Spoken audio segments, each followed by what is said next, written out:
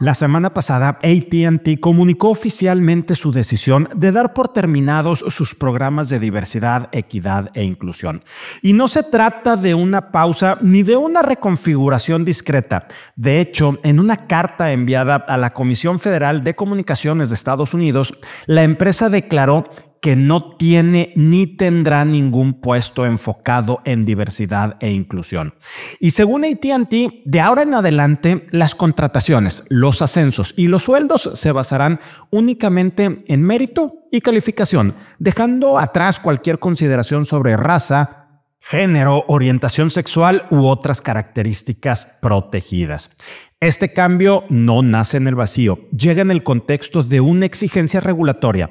Es parte de las condiciones impuestas por la Comisión Federal de Comunicaciones de Estados Unidos para aprobar la compra de espectro inalámbrico por parte de AT&T. Y para una empresa con más de 100,000 empleados en Estados Unidos, esta decisión representa un giro radical. El mensaje de AT&T es bastante claro. Abandona las políticas de diversidad e inclusión y apuesta por una visión estrictamente meritocrática. Pero lo que para algunos puede interpretarse como rigor administrativo, para muchos implica una pérdida contundente, la de una herramienta clave para promover la diversidad, la equidad y la inclusión dentro de organizaciones de gran escala. Quienes defendían los programas de diversidad e inclusión advertían que su eliminación no solo afectaría la visibilidad de grupos históricamente subrepresentados, sino también las redes de apoyo, los procesos de selección consciente y la cultura interna de respeto e igualdad. Con este anuncio, AT&T marca un antes y un después, no solo en su propia estructura, sino en la narrativa corporativa en Estados Unidos. Una empresa de su tamaño renuncia, sin matiz alguno, a una política institucional que muchos consideran esencial para garantizar oportunidades equitativas.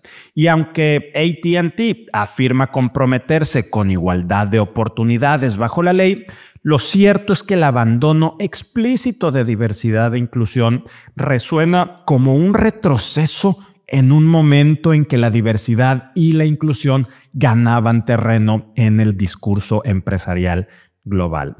Hoy el mercado corporativo observa todo esto con atención. Esta jugada puede convertirse en un precedente, pero también deja una duda dolorosa. Detrás del anuncio, lo que se pierde no es solamente un programa de recursos humanos, sino que se pierde un compromiso latente, complejo y necesario con la pluralidad, la igualdad y el futuro de muchos colaboradores que ya no tendrán este respaldo institucional. Y si usted piensa que este tema es adecuado y necesario y está de acuerdo con la decisión de AT&T, la cual evidentemente respeto totalmente dentro de esta pluralidad de puntos de vista, solo le recomendaría, le pediría que le diera un vistazo al libro del profesor de Harvard, el señor Michael Sandel, acerca de precisamente este tema del mérito y la meritocracia. Su libro se llama La tiranía del mérito y aquí el autor cuestiona la idea de que el éxito es únicamente el resultado del talento y el esfuerzo individual. Michael Sandel sostiene que esta narrativa meritocrática, fíjese usted, genera soberbia entre quienes ganan, pero también genera humillación entre quienes pierden, y todo esto debilita la cohesión social y la dignidad del trabajo. De hecho, el libro invita a repensar el mérito, la justicia, pero sobre todo el valor moral que damos al éxito en las sociedades contemporáneas. Todo un tema el de AT&T.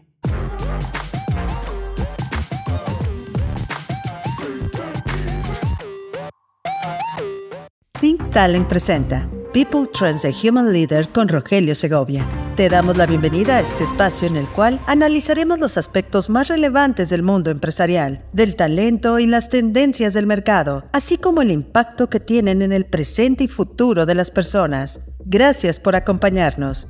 Bienvenidos a People Trends, un espacio que explora los aspectos más relevantes del talento y del trabajo. Hoy es martes 16 de diciembre, estamos en la semana previa a Navidad. Yo soy Rogelio Segovia, gracias por estar aquí.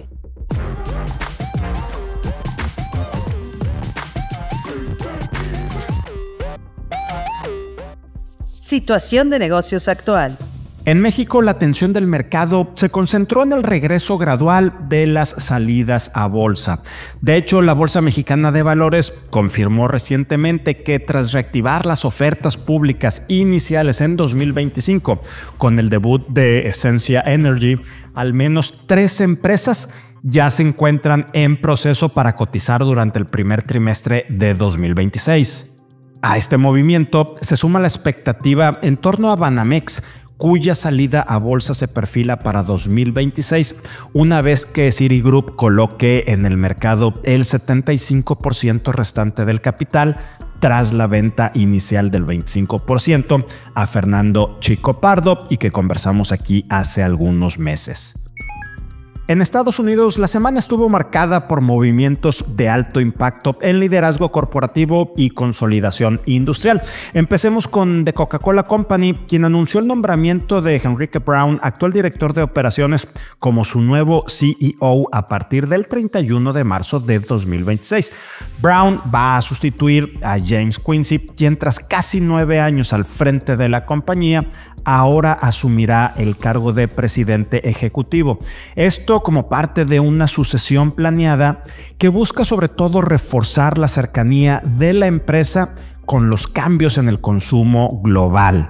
Y también hablemos de Netflix. Sigamos con el tema de la industria del entretenimiento que platicamos la semana pasada. Y ya le comentaba que Netflix en inicio acordó la compra de la división de estudios y streaming de Warner Bros. Discovery por un valor empresarial de $82.7 mil millones en una operación mixta equivalente a $27.75 por acción.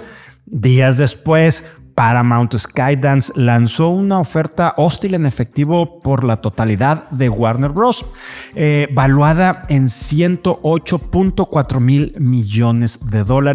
Todo esto intensificando la consolidación del sector y elevando la presión estratégica sobre los grandes jugadores del streaming. Ahí estamos hasta este momento. Le seguiremos dando seguimiento a este tema. En otro tema, y algo que comentamos en Que No Se Nos Escape, en la sección de Que No Se Nos Escape hace algunas semanas, la compañía iRobot, la empresa pionera detrás de las aspiradoras Roomba, se declaró finalmente en bancarrota en Estados Unidos después de que fracasó un intento de venta a Amazon y va a ceder el control de la compañía a su proveedor chino, que era quien estaba manejando en los últimos años el departamento de investigación, algo que criticamos. Y bueno, todo esto le comentaba tras una prolongada caída en ventas y este fracaso que tuvo en 2022 de venta a Amazon. Se trata del cierre de ciclo para una de las compañías emblemáticas de la robótica doméstica. Finalmente, le cuento que Berkshire Hathaway confirmó movimientos clave en su proceso de sucesión.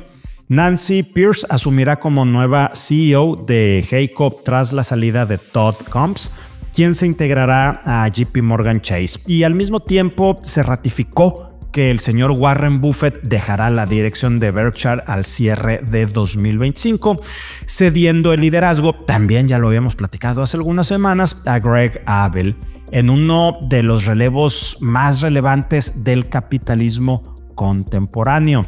En paralelo, Lululemon, esta marca icónica de ropa deportiva, anunció la salida de su CEO Calvin McDonald a partir de enero de 2026. Esto fue tras un año débil en ventas en Norteamérica, aunque tuvo crecimientos sólidos en mercados internacionales. Analistas expertos tienen sus dudas acerca de esta salida porque no está muy planeada ni queda muy claro quién toma el liderazgo, cómo queda este proceso de sucesión en Lululemon. También le seguiremos dando seguimiento a esta compañía. Economía. En el frente macroeconómico, la inflación en México mostró un repunte inesperado.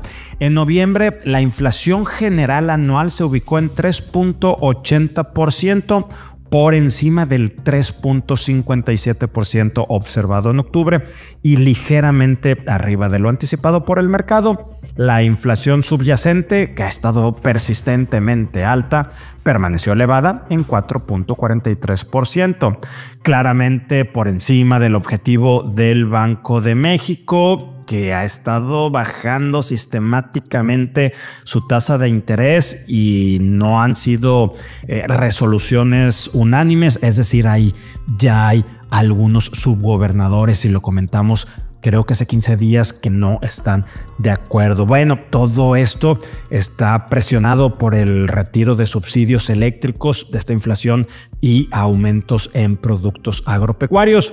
Y a pesar de este repunte, insisto, el consenso apunta que Banco de México recortará nuevamente la tasa de interés este próximo 18 de diciembre. Los analistas anticipan un ajuste de 25 puntos base que llevaría la tasa de referencia a 7.0%, apoyado en un crecimiento económico débil estimado en apenas 0.3% para 2025. De concretarse, la tasa habría caído ya 4 puntos porcentuales desde su máximo de inicios de año, y esto va en línea con la política monetaria de la Reserva Federal, pero aguas con la inflación de nuestro país. En materia laboral, le cuento que el empleo formal alcanzó un máximo histórico de 22.84 millones de trabajadores registrados ante el IMSS. Aquí tenemos este factor que todavía no es muy claro de las personas que trabajan para aplicaciones móviles, que es un programa piloto que se está revisando. Bueno, sin embargo, el ritmo de crecimiento o el ritmo de creación de empleo continúa desacelerándose, es decir, el crecimiento del empleo ya no está siendo sostenido. En noviembre se generaron apenas 48.595 nuevos puestos y el acumulado anual es el más bajo para un periodo comparable en la última década. Destaca además la caída en empleos permanentes y la confirmación de un mercado laboral que pierde dinamismo pese a los niveles récord de ocupación.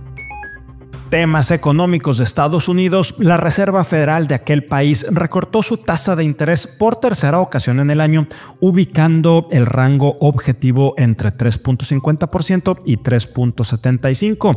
El señor Jerome Powell, el presidente de la Reserva Federal, calificó esta decisión como un recorte de seguro, como si fuera un seguro ante señales de enfriamiento del mercado laboral, pero dejó claro que nuevos ajustes dependerán de la evolución del empleo y la actividad económica. Por su parte, los mercados ahora están esperando el próximo reporte laboral de empleabilidad de Estados Unidos para definir expectativas hacia el 2026. Y en Asia, le cuento que China dio señales, al parecer, de una salida parcial de su problema de deflación. La inflación anual de aquel país alcanzó el 0.7% en noviembre, lo que representa el nivel más alto del año, y esto fue impulsado por un repunte en precios de alimentos y energía. Aún así, todavía no pueden echar las campanas al vuelo porque la inflación mensual fue negativa y la inflación subyacente se mantiene contenida. Y los precios al productor siguen todavía en terreno negativo en aquel país. El panorama sugiere que las autoridades chinas mantendrán estímulos económicos para sostener la recuperación y evitar una recaída deflacionaria prolongada. El mismo problema que ha aquejado ya durante muchas décadas a la economía japonesa. Por eso la preocupación de China y por eso siguen inundando el mundo de productos chinos, incluyendo vehículos en nuestro país, aunque ya se están poniendo aranceles y todo esto a un precio muy bajo. Este es el problema o este es el tema del por qué está sucediendo todo eso. Talento. Ahora escuchemos a Ginny Dorado con la tercera de sus 3 conversaciones clave rumbo al cierre del año. Hola, hoy quiero cerrar el círculo de los 3 ejes estratégicos que hemos venido trabajando para preparar las organizaciones hacia el 2026. Como me has escuchado en las últimas participaciones del People Trends, primero hablamos de asegurar la efectividad de la estrategia de negocio, como segundo de cómo esa estrategia solo se logra si está respaldada por una estrategia de talento liderada desde recursos humanos, y hoy quiero hablar del tercer eje, la integración de la inteligencia artificial a la estrategia del negocio. Y quiero ser muy clara desde el inicio, la IA no debe verse como una iniciativa adicional ni como un proyecto tecnológico aislado. La inteligencia artificial entra en el momento en el que desdoblamos la estrategia. Cuando una empresa define que quiere crecer, mejorar rentabilidad o escalar, inevitablemente aparece una pregunta clave: ¿dónde necesitamos ser más efectivos y más eficientes? Ahí es donde empieza el trabajo de la estrategia digital. El primer paso no es la tecnología, el primer paso es mirar los indicadores core del negocio, como rentabilidad, crecimiento, costos, productividad, merma, desperdicio, servicio al cliente, experiencia del empleado, etc. Después viene el análisis crítico. ¿Qué procesos son realmente clave para ejecutar la estrategia? Y aquí suele aparecer varios escenarios. Pueden ser procesos que funcionan pero que no están actualizados, procesos con excesos de tareas manuales, procesos donde no hay claridad de roles, procesos que dependen demasiado del conocimiento individual o procesos donde el talento tiene la intención pero no las habilidades o las herramientas para poderlo ejecutar de manera correcta. Solo después de este análisis es donde entra el terreno de la tecnología y ahí es donde la IA toma sentido. ¿Por qué? Porque hay que desmitificar algo importante. Será muy complicado automatizar todos los procesos de la compañía. Hay que enfocarnos en los procesos core del negocio, aquellos que muevan la aguja. Y la mayoría de los procesos core no se digitalizan al 100%. Lo que se automatiza típicamente son partes específicas del proceso, no todo. Según McKinsey y el Foro Económico Mundial, así como proyectos o estudios recientes del MIT y de Stanford, las áreas con mayor impacto de la automatización con la IA suelen ser las siguientes. Por ejemplo, áreas en donde hay temas de procesos de análisis y tomas de decisiones. Ahí vamos a poder encontrar automatización de análisis de datos, generación de insights, proyecciones, identificación de patrones, soporte a decisiones comerciales, financieras o de talento. Aquellas que son tareas repetitivas y administrativas, como la captura y validación de información, generación de reportes, conciliaciones, seguimiento a tareas, control operativo. La atención y acercamiento a clientes, utilizando chatbots para atención de primer nivel, seguimiento comercial, personalización de ofertas, análisis de feedback y satisfacción. Otros son los procesos internos de gestión de talento. Ahí entran áreas como reclutamiento y filtrados de currículums, onboarding, capacitación personalizada, gestión del desempeño, encuestas de clima y engagement. El Foro Económico Mundial es claro. La IA no elimina el trabajo, pero sí rediseña los roles y esto nos lleva a un siguiente punto crítico. Integrar la IA obliga a rediseñar o revisar nuestro diseño organizacional. ¿Qué es decir? ¿Qué roles evolucionan? ¿Qué roles desaparecen? ¿Qué nuevas capacidades se requieren? ¿Cómo se redistribuyen las tomas de decisiones? Y aquí nuevamente RH juega un papel estratégico, no operativo. Pero nada de esto nos va a funcionar si hay un habilitador que es crítico aquí, la cultura digital.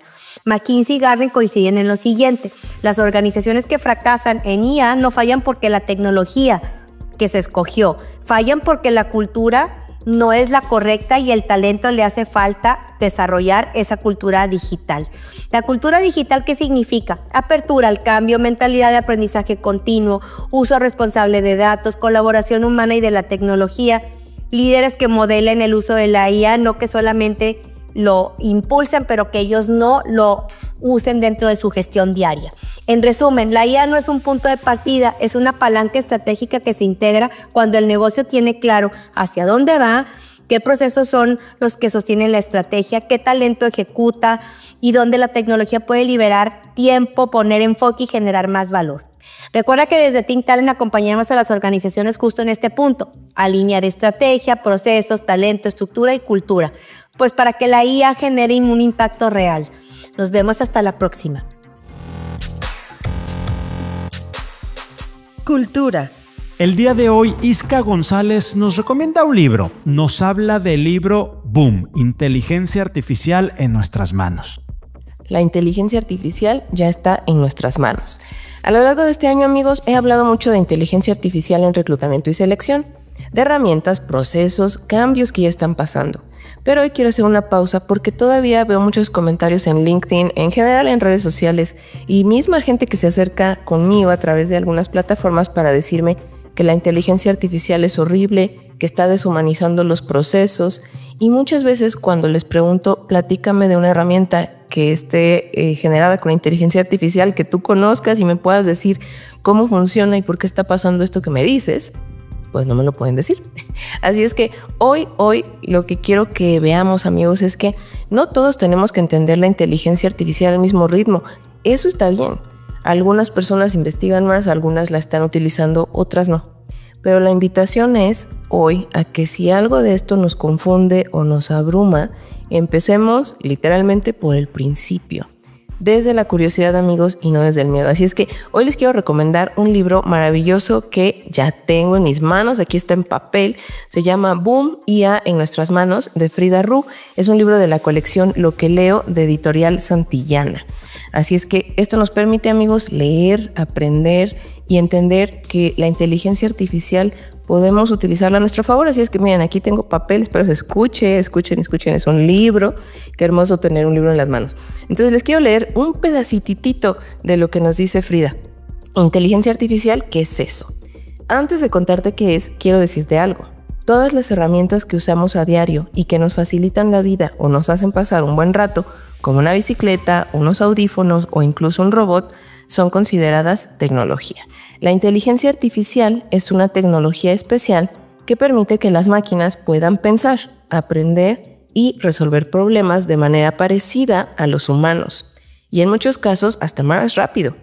A diferencia de otras tecnologías, como una bicicleta que necesita que pedales para echarla a andar, la inteligencia artificial nada más necesita que le digas qué quieres y en un 2x3 lo hace. Amigos, este libro es una maravilla de verdad. Esta colección de Lo que leo está pensada para jóvenes, para adolescentes, pero a veces eso es lo que necesitamos, entender de una manera muy sencilla qué es lo que estamos viviendo para incluso poder compartirlo y lanzarnos ya a comenzar a utilizar la inteligencia artificial en este caso. Que no se nos escape.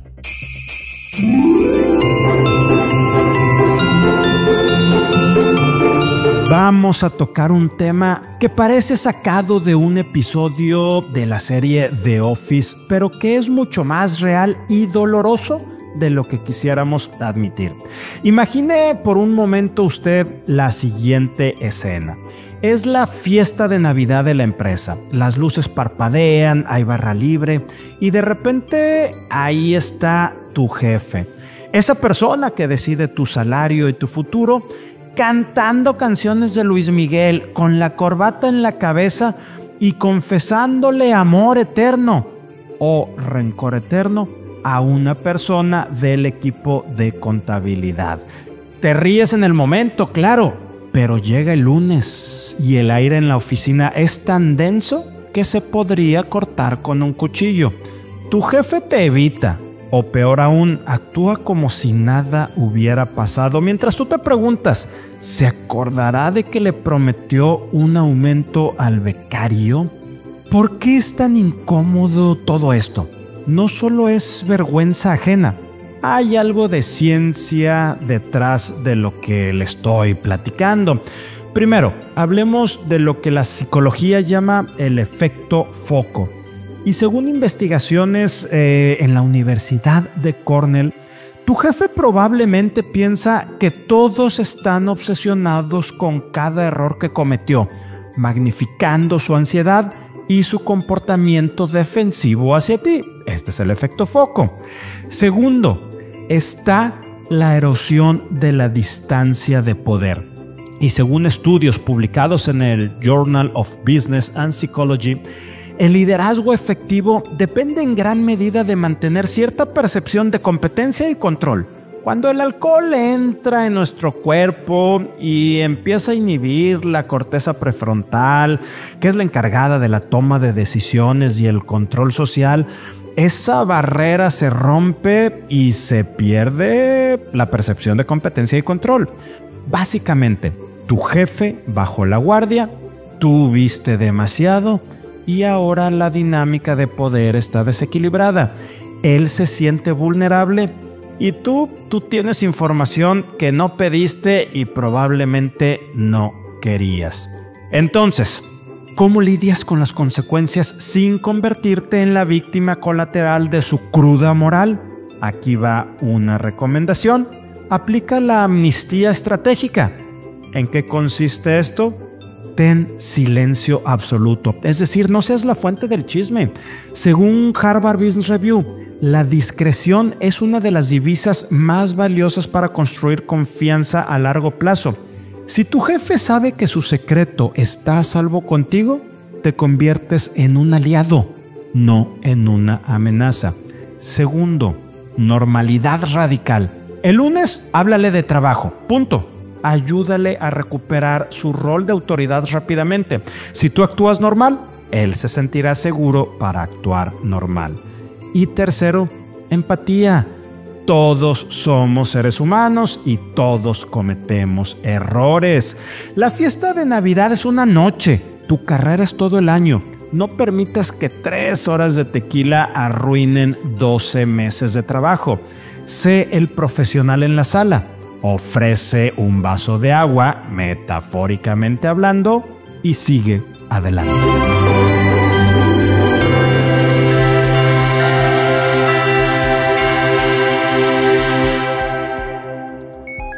Y antes de pasar al siguiente tema, quiero hacer una pausa muy especial. Ayer lunes, nuestro querido Yeshua Gómez cumplió años. Así que, Yeshua, desde aquí te mandamos un abrazo enorme y muchas felicidades. Que este sea un gran año. Y mientras Yeshua celebra un año más, vamos a escuchar su análisis sobre la iniciativa de reforma de la reducción de la jornada laboral, pero vista como una iniciativa de aumento de productividad.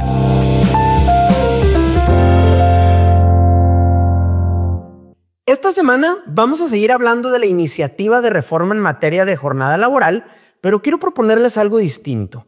Vamos a dejar de verla como una iniciativa de reducción de jornada y vamos a empezar a verla como una iniciativa de aumento de la productividad. Y ahí les va por qué.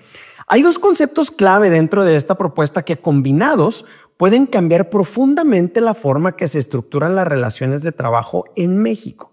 Acuérdense, lo platicamos la semana pasada. Hoy la Ley Federal del Trabajo define la jornada como el tiempo durante el cual el trabajador está a disposición del patrón para prestar su trabajo. Pero ahora la iniciativa propone algo distinto, que la jornada sea el tiempo durante el cual la persona trabajadora desarrolla actividades subordinadas en favor de la persona empleadora. Y esto no es un cambio menor. Aquí el foco deja de estar en la presencialidad o en el estar disponible y se mueve hacia el trabajo efectivamente realizado. Algo muy simple de verlo, creo que tiene muchas aristas, pero es decir, si no estás trabajando no va a contar como jornada. Esto abre la puerta a modelos donde el valor ya no está en cuántas horas pasas conectado o sentado, sino en qué haces con ese tiempo. Ahora, también hay un segundo concepto que es el registro electrónico de jornada. La iniciativa también incorpora una nueva obligación patronal, registrar de manera electrónica la jornada laboral de cada persona trabajadora, incluyendo hora de inicio, hora de finalización y proporcionar esa información a la autoridad cuando sea requerida. Eso sí, recordemos que la Secretaría del Trabajo y Previsión Social va a ser quien emita las disposiciones generales para definir alcances, excepciones y ámbito de aplicación. Pero el mensaje está bien clarito. La jornada deja de ser algo estimado o flexible sin control y pasa a ser medible, trazable y verificable. Ahora, ¿qué generan juntos estos dos conceptos? Cuando los juntas, el mensaje es bien potente. Si solo cuenta el tiempo efectivamente trabajado, y además ese tiempo debe registrarse electrónicamente, entonces las empresas están llamadas a usar mejor el tiempo de las personas, no simplemente extenderlo. Y aquí es donde entra de lleno el Workforce Management. Es decir, necesitamos planear una planeación real de cargas de trabajo, una asignación correcta de turnos, eliminación de tiempos muertos, rediseño de procesos, uso inteligente de tecnología, porque ya no va a ser sostenible operar con improvisación o con horas extraestructurales. Entonces, hay una nueva forma de la relación laboral. Esta iniciativa apunta a un modelo donde el tiempo es un recurso estratégico, la productividad sustituye a la presencia, el liderazgo se vuelve más importante que el control y RH deja de ser solo administración para convertirse en un arquitecto de la operación laboral. No se trata de trabajar menos por decreto, se trata de trabajar mejor con reglas claras y datos objetivos. Así que, más que preguntarnos si estamos listos para una jornada de 40 horas, la verdadera pregunta es, ¿estamos listos para gestionar la productividad de nuestra fuerza laboral? Porque la reforma puede tardar, pero el cambio de modelo ya empezó. Gracias por escucharnos. Nos escuchamos la próxima semana. Y así cerramos el episodio 107 de People Trends. Gracias por acompañarnos este martes 16 de diciembre. Recuerde por favor seguirnos en Spotify, Apple Podcast, Amazon Music o en su plataforma favorita y también de activar la campana para recibir notificaciones de los nuevos episodios. Soy Rogelio Segovia, me encuentra en X como @Rogelio Segovia y en mis columnas del newsletter de Human Leader, el periódico El Norte y la revista Players of Life. Ha sido un gusto compartir este espacio con usted. Nos escuchamos la próxima semana. Sí, siguiente semana, el día previo a Nochebuena. Aquí nos encontramos.